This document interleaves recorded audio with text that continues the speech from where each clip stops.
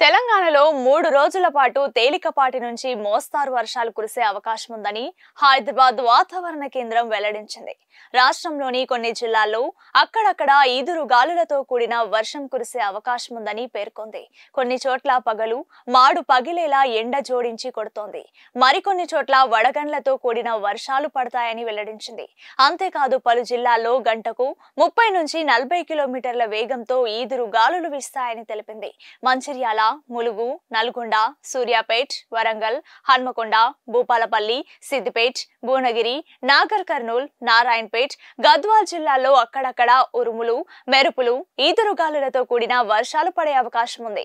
ఈ జిల్లాలకు ఎల్లో హెచ్చరికలు జారీ చేశారు. రానున్న 3 రోజుల పాటు ఆంధ్రాలోని పలు జిల్లాల్లో పిడుగులతో కూడిన తేలికపాటి నుంచి మోస్తారు వర్షాలు కురిసే అవకాశం ఉందని ఏపీ విపత్తుల నిర్వహణ సంస్థ తెలిపింది. భిన్నమైన వాతావరణ పరిస్థితుల పట్ల ప్రజలు అప్రమత్తంగా ఉండాలన్నారు.